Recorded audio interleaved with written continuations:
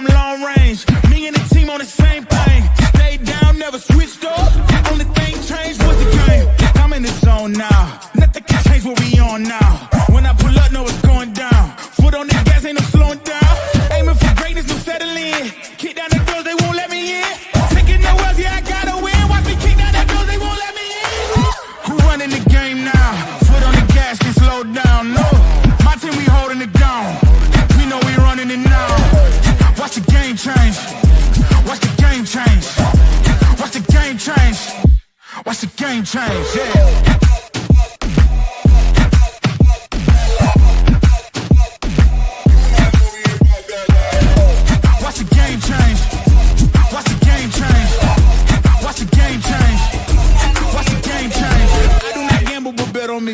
Tell them that's life, yeah, it's still be. I'm taking a shot for my enemies. I can't waste no more time on my energy. I know they know I got it on lock. Go against me, that's a long shot. Cause I'm counting wins all around the clock. Never doubt me, boy, I don't stop. Who do you feel when they make you the monster? I am not scared of none of you imposters. Taking the lead now while they watching. Think you should leave now while the option. Taking no L's, yeah, I gotta win. Watch me kick down the doors, they won't let me in. Who running the game now? Foot on the gas, can slow down, no. Welcome to another edition of the It's Cavalier podcast, powered by Mellow Seltzer. Ladies and gentlemen, today is January 30th, the day we had all been waiting for, and you guys know exactly why. Today was a fucking day, guys. You have to be living under a rock to not know what I'm referring to. But in case you are or have been, today was the day that the NBA All-Star reserves were to be announced. Would Darius Garland and Jarrett Allen earn their second career All-Star nods? Would Evan Mobley be named to his first? Would the entire core four be rewarded for winning so many games this season, having the best record in the NBA, despite the statistics not necessarily pointing to all of them being deserving? These questions were all answered. We were demanding them for the longest, right? And they were all answered at 6:30. Darius Garland and Evan Mobley will be joining the likes of Donovan Mitchell and Kenny Atkinson and his coaching staff for the 2025 All-Star Game. Let's fucking go. I can't tell you how excited I am about that, man. I am so excited that Darius gets to a second, and I'm even more excited that Evan Mobley is getting to his first. As you guys can see, if you're watching via YouTube, I got on my Darius Garland All-Star jersey from the 2021-22 season. That was magical. Man, oh man, it was really nice to see these guys be rewarded. And although it sucks that Jarrett Allen did not get in, he is still All-Star caliber in my eyes. And maybe if there's an injury, maybe Jarrett Allen has a chance at getting in. Now, as I said before, this is something that I think we are all wondering the answers to, and thank God we can finally rest now in knowing that Darius and Evan will be joining Donovan. Now today, our Cleveland Cavaliers actually took on the Atlanta Hawks, a team that doled out back-to-back losses to Cleveland in the prior two matchups between the two, and it left a sour taste in my mouth, and I hope it did for you guys too. And in saying that, I wanted absolutely no mercy against these guys, and I whoop that ass. And to that point, belt to ass it was at Rocket Mortgage Fieldhouse all night, especially in the second half, which ended up resulting in a 137-115 victory over this Atlanta Hawks team. And it was absolutely beautiful.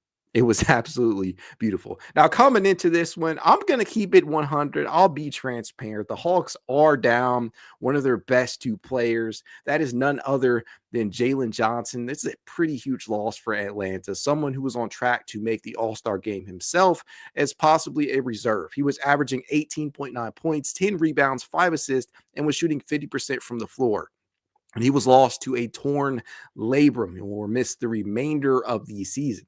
Again, that is a tough loss. No other way around it. That's tough to stomach. He was a major problem for the Cavs in the first two matchups. He was available for scoring 20 plus in each. Hell, he averaged basically a triple-double if I'm not mistaken, in the 2 games against Cleveland this year that he was available for. And they were also without Clint Capella, another tough absence to navigate against a team like Cleveland who sports first-time All-Star Evan Mobley. I'm going to say that as many times as I can tonight. And the All-Star caliber Jared Allen in his front court. That's tough to be able to try and navigate if you're down Clint Capella. All that said, I did not feel too bad. The Cavs are still down 3 regular rotation pieces after all in Karis LeVert, Isaac Okoro, and Dean Wade, all of which are likely out till after the All-Star break, which isn't too far away. I'll just add that.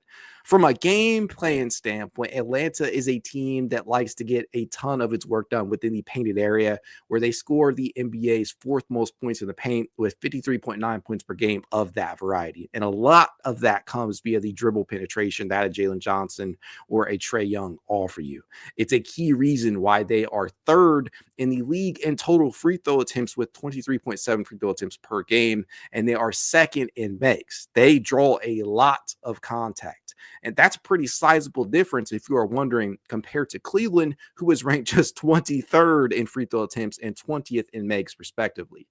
That, to me, was something that Cleveland was going to have to try not to fall victim to. And to that point, they did, but it didn't really seem to matter for much of the game because they absolutely demolished Trae Young and the Hawks, despite them taking a shit ton of free throw attempts. They took 27 free throws tonight.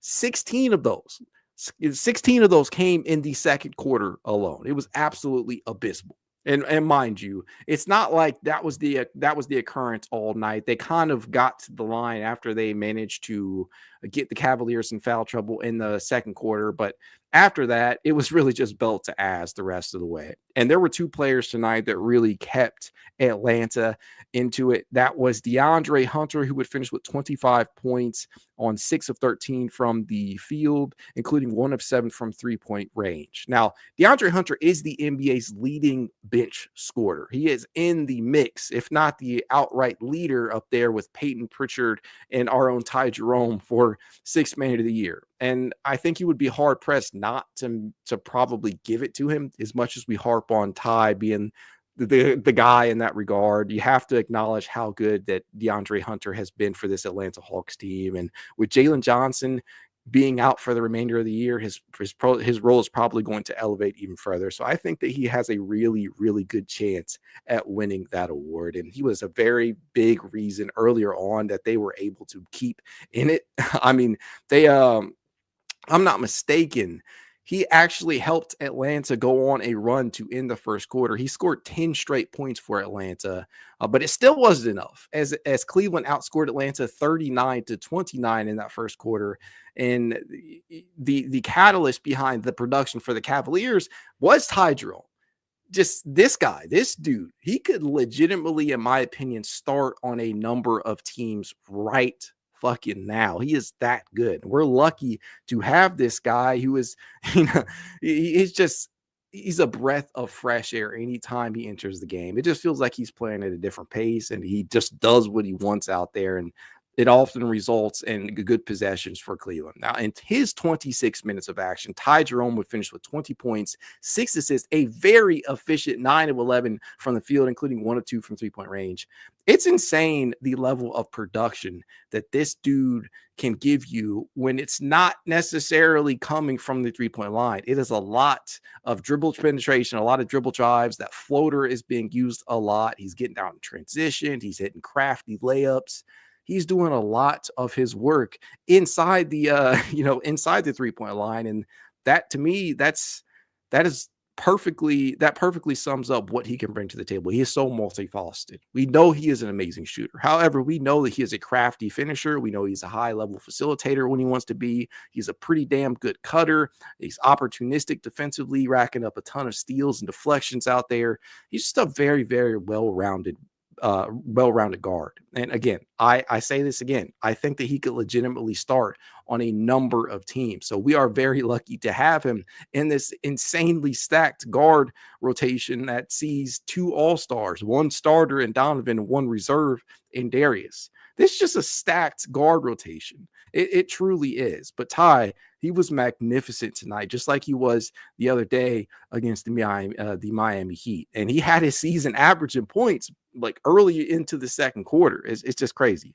But then the other player that really stepped up for Atlanta in Zaccharie Risacher, the number one pick in the in this year's draft, he decided he was just going to start cooking in the second, and he scored what felt like a gazillion points and in various ways for Atlanta in the second, and he showcased the talent that got him selected number one overall in this most recent draft. And he would finish tonight with, if I'm not mistaken, 30 points, which is his second highest scoring game of his career. And he was very efficient in doing so. Zaccharie Risacher finished 11 of 14 from the field, including 5 of 6 from three-point distance. He was just drilling shots left and right. And not all of them were uncontested. He made some tough shots tonight. So you got to give him his respect. I was very I was very taken aback at times by the level of play that he had. And when I say that, I kind of mean that in a good way. It's probably not the best way to put it, but I was very impressed with what I saw from Risacher tonight. And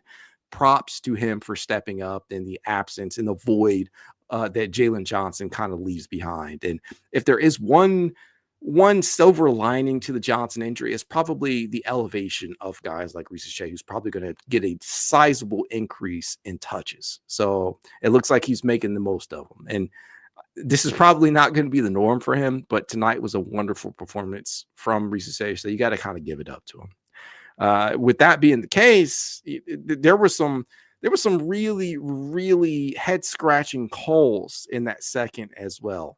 That really helped Atlanta kind of climb back into it. As I mentioned before, they attempted 16 free throws in that second frame, and a lot of those came on what I would call questionable calls, right? The one that really sticks out to me, and I'm sure you guys, if you watch the game, it was the call on Darius Garland. It was coming out in transition after a turnover by the Cavs, if I'm not mistaken.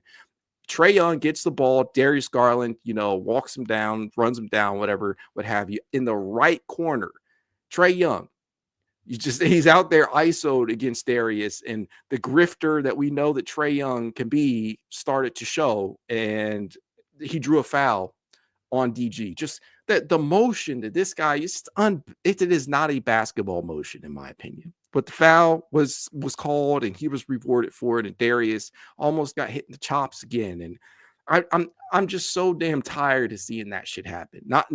Obviously the call was bullshit, but one of the things that I'm consistently tired of is Darius almost being put in harm's way because other guys just want to grift. Trae Young is known for doing that, and it is not necessarily what do we call it? Ethical. It's not ethical hoops. It really is not, and he gets a solid majority of his points in that fashion. It's just not good basketball to watch. It is not sexy basketball, not ethical hoops. Darius Garland's kind of the complete opposite of that. But that, to me, it was like the highlights of some of the BS calls that were doled out tonight. I seriously hate watching Trae Young play at times. I respect his talent.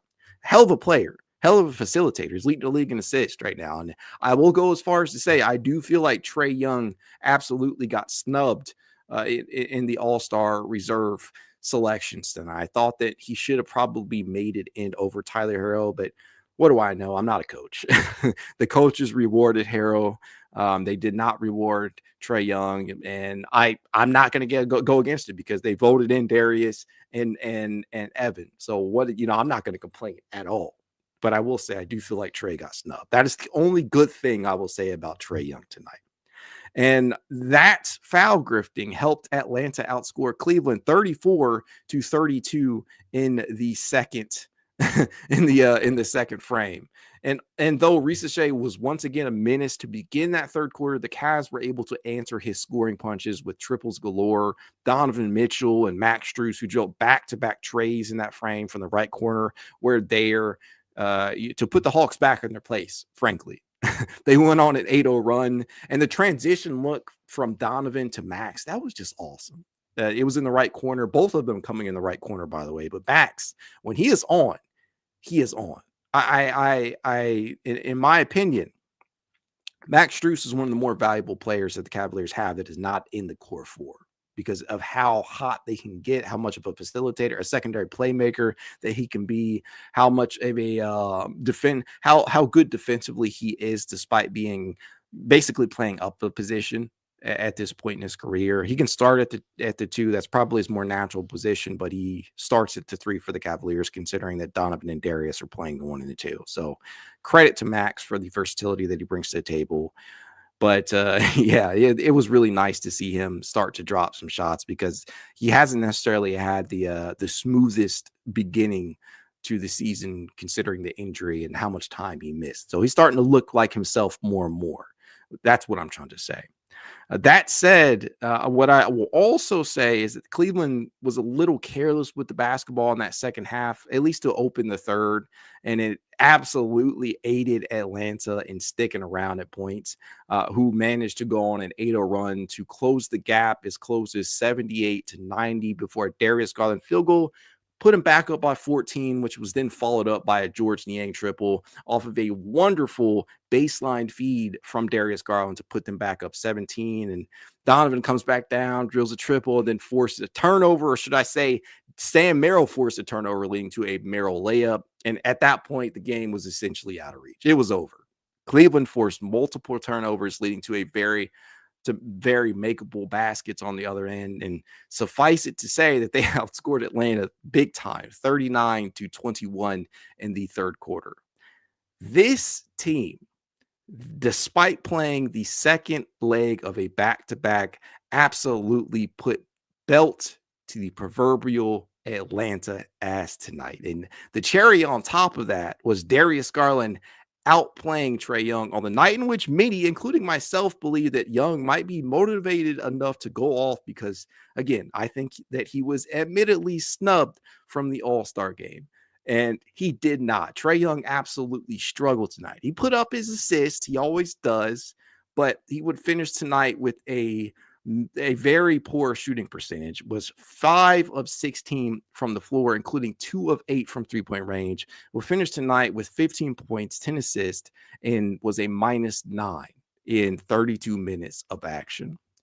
Darius Garland, on the other hand, finished the night pretty efficiently. 26 points, 2 rebounds, 7 assists, 11 of 20 from the field, including 2 of 6 from three-point range, was a +7 in his 30 minutes. Absolutely outplayed Trae Young on a night that, I was a little worried that Trae might try and cook, but obviously that was not to be. That was not the case. This team is just awesome. It really is. And you take your pick. DG, Donovan, Ty, Max, Evan, Jarrett, Tyson. And Tyson, let's talk about him for a minute. Jalen Tyson continues to make the case to be in the back end of this Cavaliers rotation, even when they return to full strength, in my opinion. He would finish the night with 15 points, 5 rebounds, was 6 of 9 from the field, including 1 of 3 from three-point distance, 2 of 2 from the charity stripe, had a block, and he only played 17 minutes.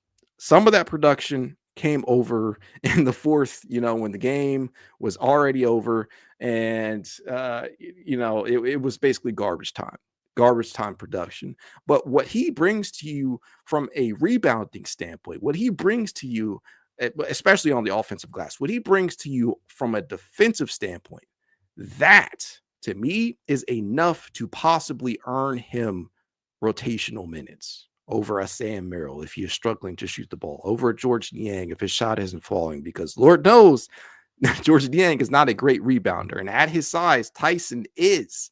Quality offensive rebounds at 6'5", 6'6". He can go out there and sky with the best of them. To me, that's enough to warrant rotational minutes, at least at the back end. Now, when it comes to the playoff rotation, hell if I know. I'm not kidding. But what I can say is more and more performances like this, when he's enduring himself to the fans and to the coaching staff, when he's out there making plays on the defensive end or pulling down these timely rebounds, and getting to the basket, right? We saw what he can do in terms of dribble penetration. He's somebody that was excellent at driving the basketball at Cal and was more of an on-ball player there. But he was very much in an off-ball setting and an off-ball role while at Texas Tech, and that is essentially the type of player that he has had to try and morph himself back into with Cleveland because of so much talent being ahead of him. So if he can manage to shoot the 3 ball a little bit better, I think there's no doubt in my mind that he has a lot for the rotation, at the very least next year, when there might be some mobility towards the back end of that rotation due to whatever is going to happen with Ty Jerome, who everybody, we want to keep, right? And Karis LeVert. We don't know what's going to happen with him.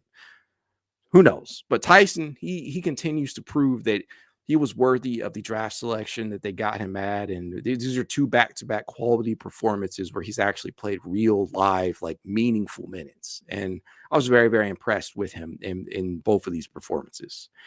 It was up and down the lineup tonight. Everybody got in on the action. Jared Allen, 9 points, 15 rebounds, just 1 point away from finishing with his 26th double-double of the year. I hate to see that happen, but hell, I mean, I'll take that. I'll take that production. Donovan Mitchell, 24 points, 6 assists, and just 27 minutes of action, was 8 of 16 from the floor, including 4 of 10 from three-point range. Mitchell had some quality buckets in that third quarter and was key to them kind of shutting the door in a sense. So it's nice to see Donovan getting back to his efficient ways. Was shot 50% from the floor, including 40% from three-point distance. Max Strus continues to be somewhat of a jack of all trades out there. 11 points, 5 rebounds, 3 assists, always moving off the ball, giving his all defensively. He's a quality secondary facilitator.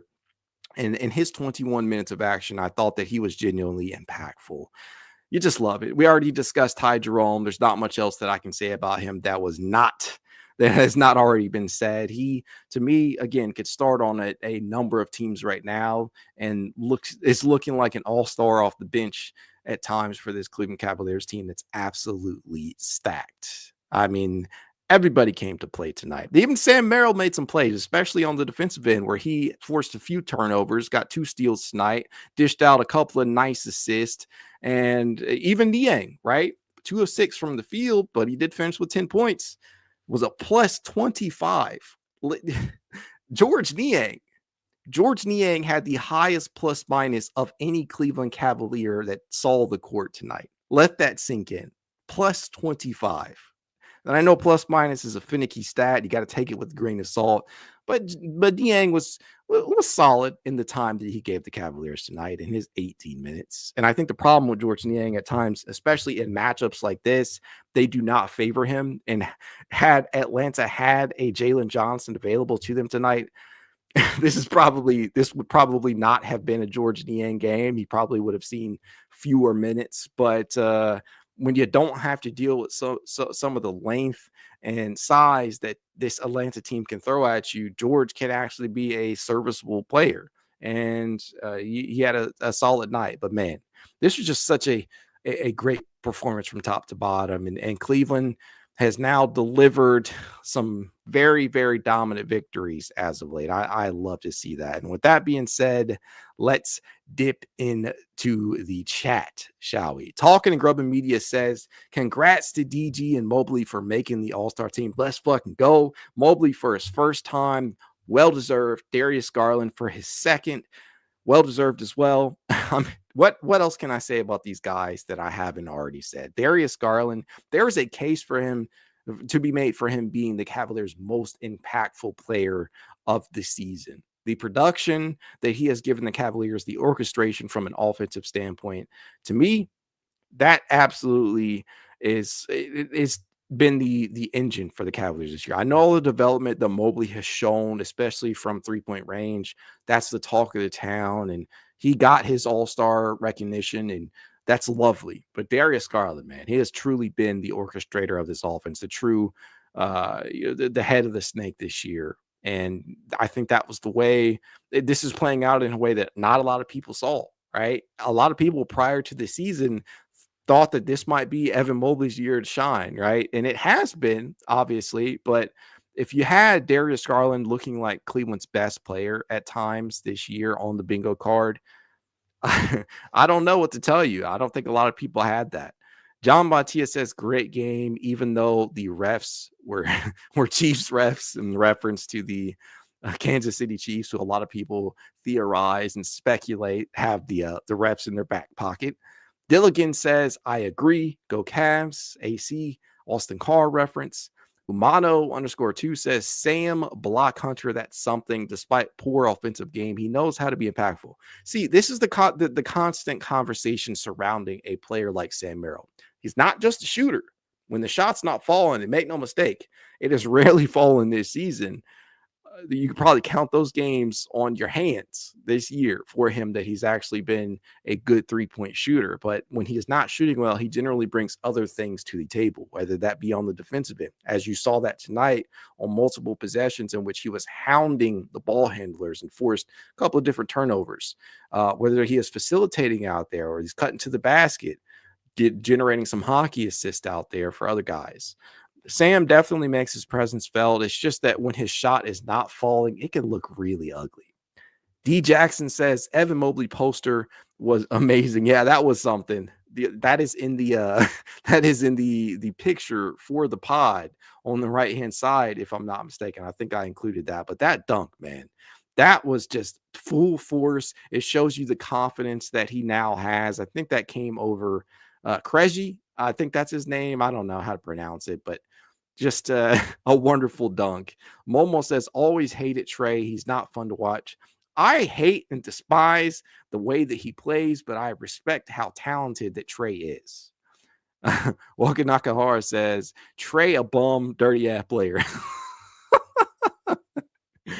I don't think he's a bum. I just hate the grifting. He's clearly talented. He's clearly a high-level facilitator, can get to the basketball or can get to the rim at will, can knock down that 3 ball. But when he starts doing that shit, it really just is not a fun watch.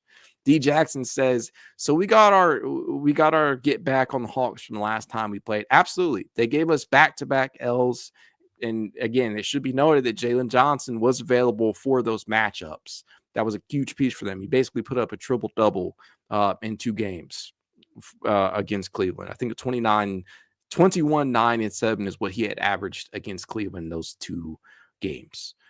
Momo says Darius flips his hair a little bit. Let's be honest. He does, but at the same time, that call that Trae got on DG, that was fucking bullshit. We all know. It's called spade is spade. Trae with an unnatural shooting motion.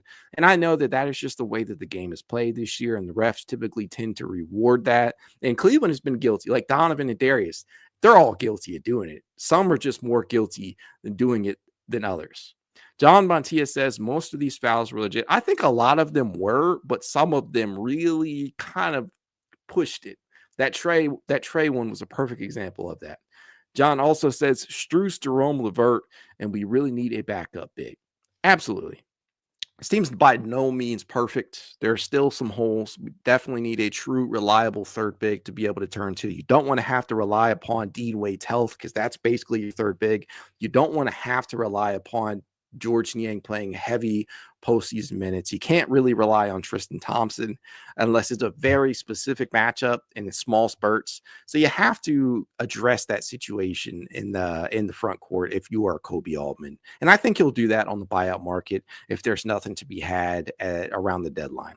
Dr. Claw, what's up, man? Says even the refs couldn't fix it and they tried. They absolutely fucking tried. I mean, I don't know how many calls in that second quarter alone. Again, I've said it 3 times already, but they shot 16 free throws in the second quarter alone.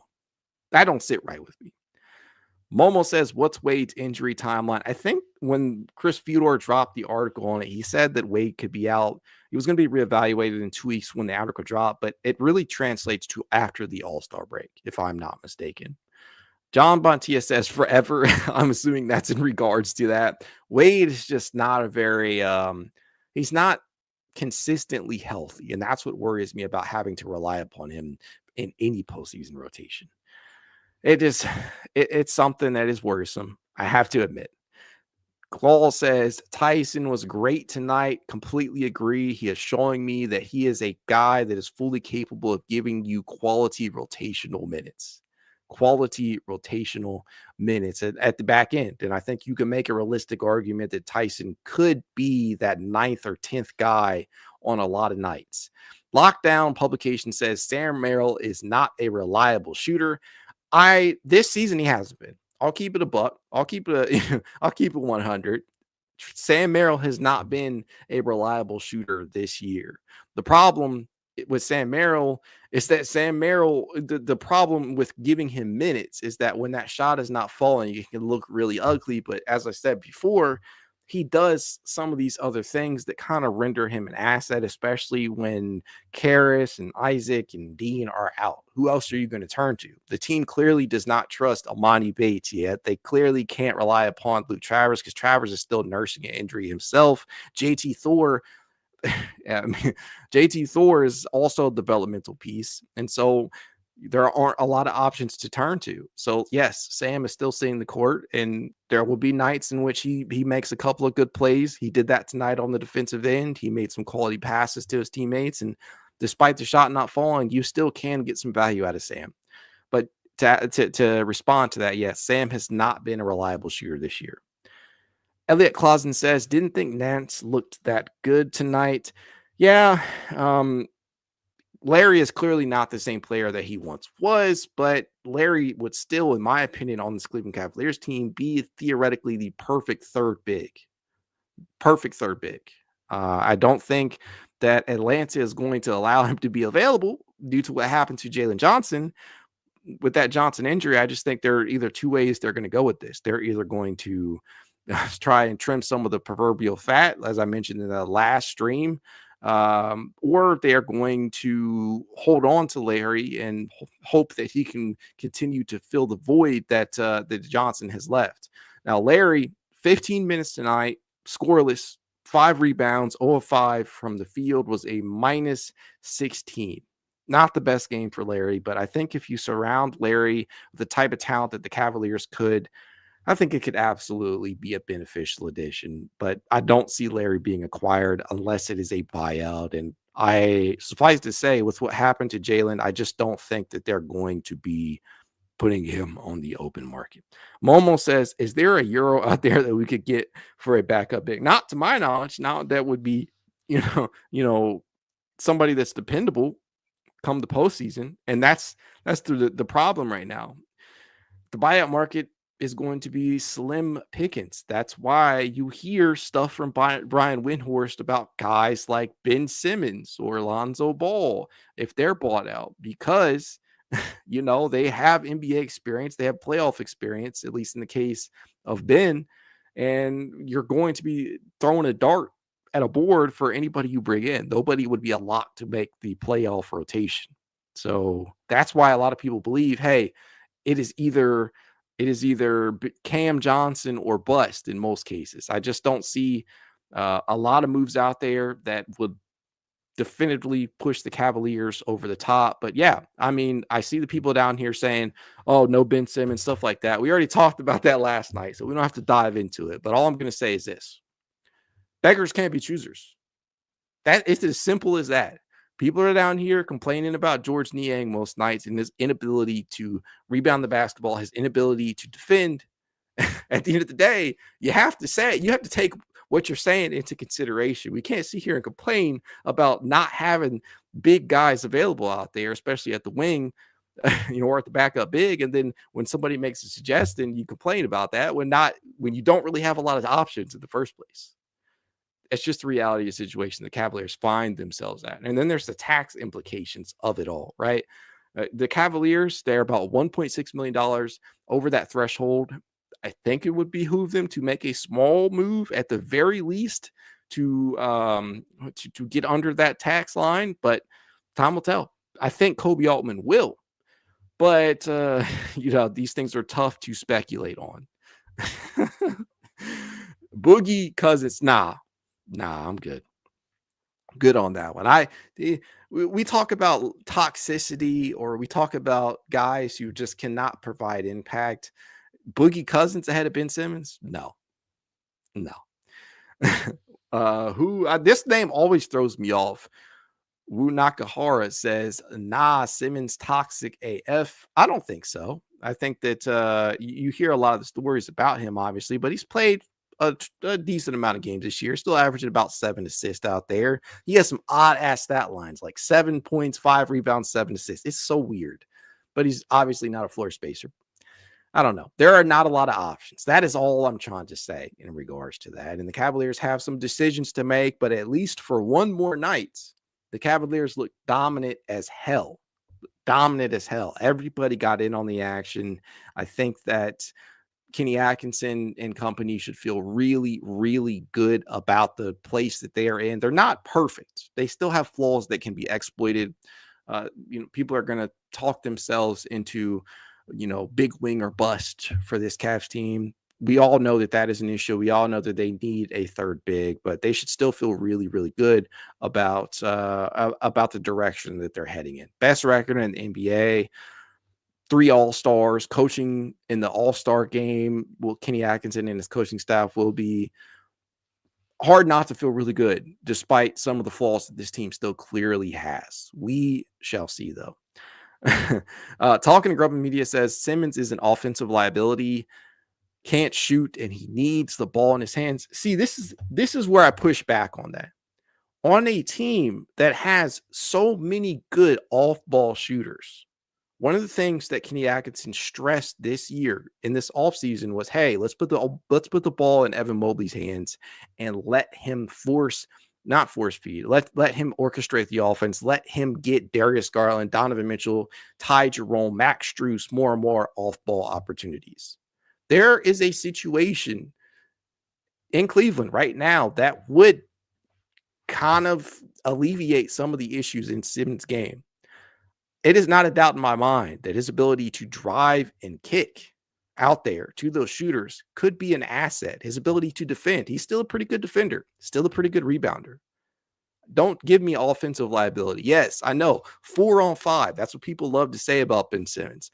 But if you can insulate him with enough shooting, you can make use of his minutes. And if there's anybody that can make it work, to me, from an offensive standpoint, it's Kenny Atkinson. On the buyout market, I just don't think that people are understanding who is actually available out there. If you're clamoring for a move, you're complaining about Niang, you're complaining about Wade's availability, why not throw a dart? I don't know. It's pretty easy to cut bait on guys like that. Wu Nakahara says, I'm starting to warm up to the Kevin Love talk. Kevin Love, look, Kevin Love can't even get consistent minutes for the Miami Heat. We'll always appreciate him for his contributions to the Cleveland Cavaliers 2016 championship squad. But nah, I think that as a emergency big who can space the floor, yes. But I mean, there are probably other guys that you can get to fill that role. Kevin Love to me would be he's on the list, but he's not the top. You know what I'm saying? I feel like that sounded disrespectful as hell, but no, I'm good. I'm good on Kevin. I would definitely take a flyer on him if nothing else is out there because we know he's familiar. We know what his game is. We know what he can do. But I think you could probably, to me, that's kind of scraping the bottom of the proverbial barrel. That's just me, though. That is just me. I think I've done enough ranting and raving up here for one night, though. I'm very, very proud of these Cleveland Cavaliers. I'm glad that they are now sending 3 All-Stars. This is just the 4th time in Cleveland history that they've managed to do that. Last time they did it was with Kevin Love, Kyrie Irving, and LeBron James during the 2016-2017 season. So, props to them for doing that. Let's hope that the Cavaliers are able to keep things on a rolling. They will take on the Dallas Mavericks on Sunday. That should be a hell of a game. That should be a hell of a game. Kyrie Irving versus Cleveland, always fun. Hopefully they can get win number 40, but time will tell. As I always tell you guys, if you like to reach out to me, now you can. It's Cavalier_pod on Twitter, TikTok, Instagram, YouTube, and more. If you want to be added to the It's Cavalier Discord chat, you know what to do. Leave a rating, leave a review, send a screenshot of said review to itscavalier53@gmail.com, and I will send you said invite. If you're watching over on X, do your boy a favor. Head on over to YouTube, hit that like button, subscribe if you're not yet a subscriber to the It's Cavalier podcast, and hit that notification bell so you know when I'm going live. If you want to support the podcast in a small but helpful way, why not become a member over on YouTube or on Patreon for as little as $1 a month? You never know how much it helps. Go Cavs.